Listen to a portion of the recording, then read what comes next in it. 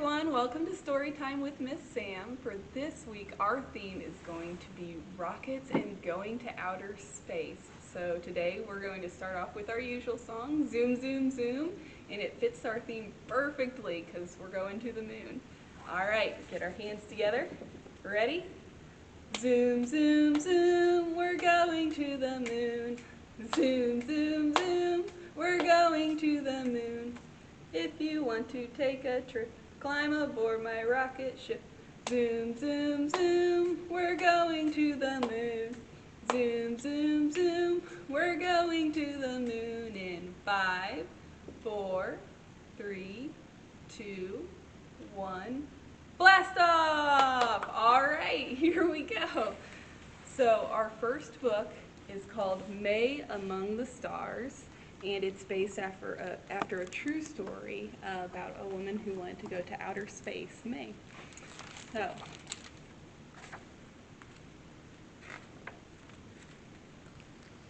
little May was a dreamer. They say that daydreamers never succeed, but little May was different. One day, May was working on an assignment for school about what she wanted to be when she grew up. It's a big question. What will you tell them, May? I will tell them I want to see Earth. This is Earth, May, her mother said. The flowers, the grass, the forest, and the mountains. We live on Earth. I know, but I want to see Earth from out there.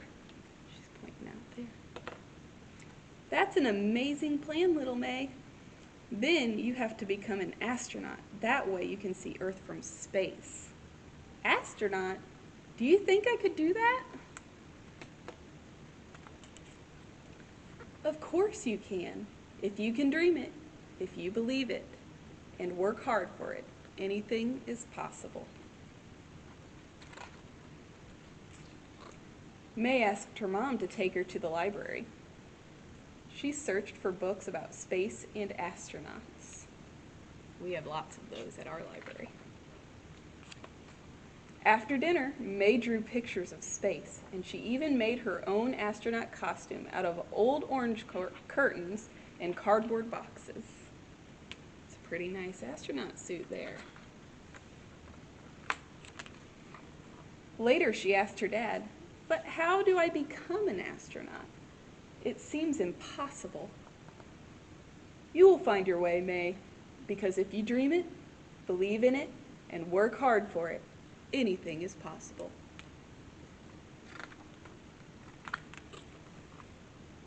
But space is so far away. It's closer than you think, little May, and you may get there sooner than you think. That night, May had a happy dream. She was dancing in space, surrounded by billions of sparkling stars. Below her, she could see Earth floating and turning like a shining crystal ball. The next morning, May told her parents about her dream. She wanted to tell everyone, and every time she talked about it, her eyes would light up. In the classroom, Miss Bell told everyone to stand in a line on the rug. Today, we are all going to share our dreams about the future. What do you want to be, and what do you want to do when you grow up? Who wants to go first? I want to be a firefighter. I want to be a teacher. Football player. I want to be a mom. And here's May. I want to go to space. I want to be an astronaut. All the kids started laughing. Miss Bell asked, "May, are you sure you don't want to be a nurse? Nursing would be a good profession for someone like you." I don't want to be a nurse. I want to be an astronaut. May felt very disappointed. On her way home from school, May was quiet. She looked out the car window. Her world turned blue and cold. Nothing was the way it used to be. At home, May started crying. Miss Bell said I can't become an astronaut. What a silly thing to say, said her mother. She told me I should be a nurse instead, said May. Her mom wiped away her tears. My dear May, I hope you didn't believe her. Of course I believed her. She's my teacher. I'm sorry Miss Bell didn't encourage you, but she can't stop you. No one can stop you. Follow your dream, May, and go to space.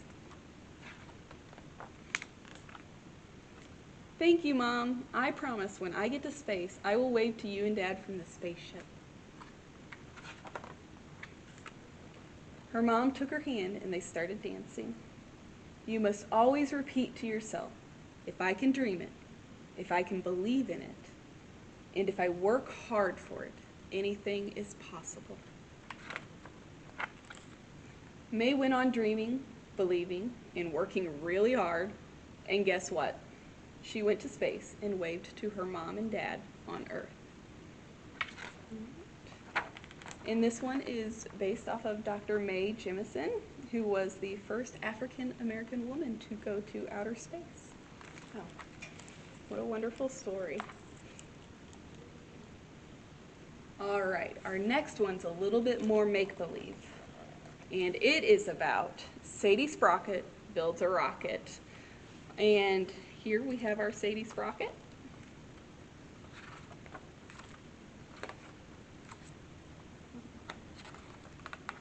All right, she's kind of like May. Sadie Sprocket had a wish to travel far from here, to venture through the galaxy beyond our atmosphere.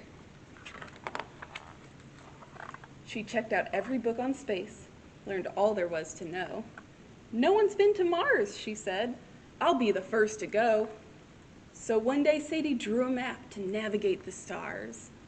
It's time to leave the Earth, she said, and travel straight to Mars. Because the journey would be long, she thought she'd bring a crew. She interviewed and tested each, and then she chose a few. First, we need to build a ship that's sturdy, safe, and fast. To make it there without a hitch, it must be built to last. They rummaged through the junkyard and gathered every part. They counted, weighed, and measured twice. She couldn't wait to start. Sadie and her crew worked hard to build her rocket ship. She scanned her map and chose a date to make the stellar trip. We launched today, young Sadie said. I've tested every switch. She knew that even one small blip could cause a major glitch. Friends and family wished her well. Reporters flocked to see. The spacebound girl with smarts and skill would soon make history. 10, 9, 8, she counted down. The engine shook the lawn. 7, 6, 5, 4, 3, 2, and 1. The ship was gone. The journey took 100 days. She knew it would be tough. But Sadie kept their spirits up. We'll be there soon enough. The crew tried playing cards and games without too much success. The pieces floated all around and made an awful mess. Instead, they read to pass the time and took turns making food, while Sadie wrote down everything and tracked their altitude. The Earth behind, so far away, was now a tiny dot. Then she cried, "There's planet Mars! It's smaller than I thought!"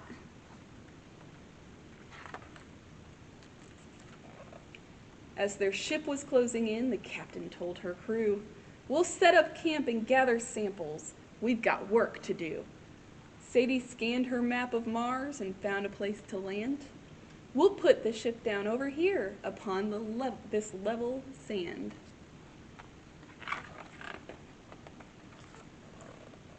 "Get your samples," Sadie said. They filled up 20 bags. They tied them tight and labeled them, and then they planted flags. After one last photograph, they packed up their supplies. Then Sadie stopped to look around and noticed flashing skies. A storm is coming, time to go! They strapped in for the flight. But then the rocket wouldn't budge. They couldn't leave the site. The landing gear is buried deep. We have to dig it free. They jumped back in, but sand was swirling. Now they couldn't see.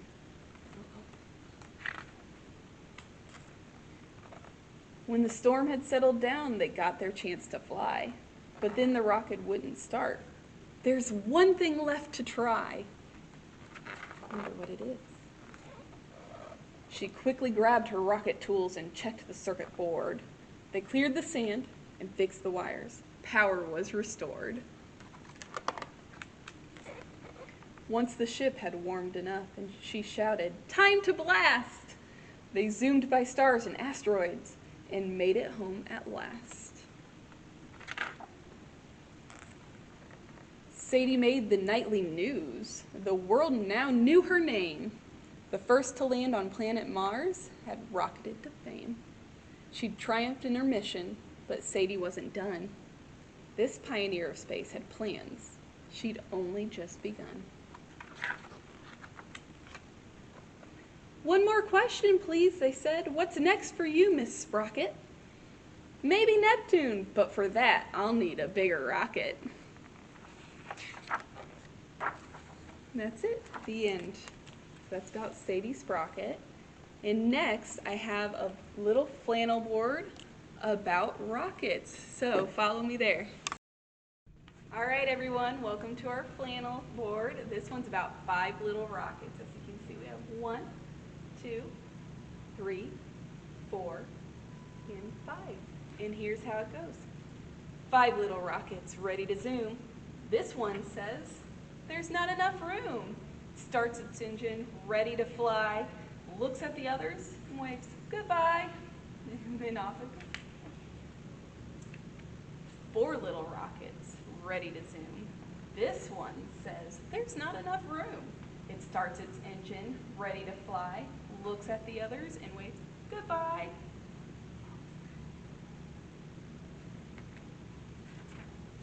3 little rockets ready to zoom. This one says, "There's not enough room." It starts its engine, ready to fly, looks at the others, and waves goodbye.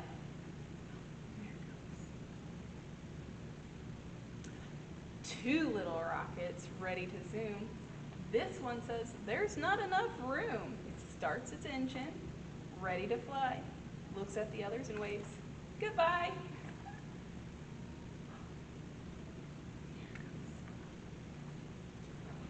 1 little rocket ready to zoom. This one says, "Everyone's gone." It starts its engine, ready to fly, looks at us, and waves goodbye. There it goes. Now we have no rockets. So 10, 9, 8, 7, 6, 5, 4, 3, 2, 1. Blast off! There we go. All right, let's get back to our last book.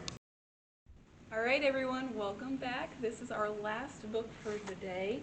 It is Aliens in Underpants Save the World. So that's exciting. Let's get started.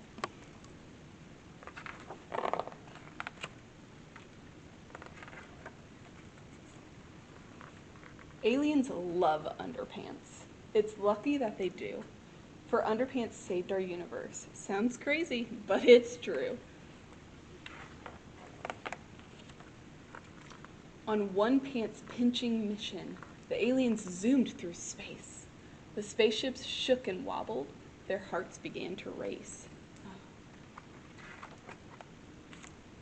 Their radars bleeped. Their sirens wailed. On came the warning lights. Heading straight for planet Earth was one huge meteorite. Oh no! Meanwhile, on Earth, the scientists had such an awful fright. "What's that?" they gulped in horror. "Picked up on our satellite." Oh no. The fire engines came racing, police and air rescue too. But with just 4 hours till impact, there was little they could do. Oh no. Down to Earth the aliens shot, and they jumped out with a shout. No time to lose. If Earth blows up, our underpants supply runs out. Oh no. They took undies down from clotheslines and raided all the stores. They sneaked inside our houses and pulled bloomers out of drawers. The aliens stitched the underwear, and proudly they unfurled the most ginormous pair of underpants made in the whole wide world. Oh my gosh. Look how big that is. Quickly with their spaceships, they stretched the underpants in place. And when the meteor landed, it zoomed back into outer space. There it goes. The meteorite has vanished, gasped the people in surprise. We thought we saw huge underpants, but can't believe our eyes. Is it really underpants? Back at home, the aliens cheered. Our pants plan was fantastic. We saved the Earth with underpants, so stretchy and elastic. So should your pants go missing, there's no need to make a fuss. Let the aliens have their fun. They've done so much for us. The end. That's just a fun little short story about aliens. All right, I hope you had fun with me on our story about going to outer space. We went to Mars, and we tried to make our dreams come true, and aliens saved the day. So, have a great day, guys. I'll see you next week.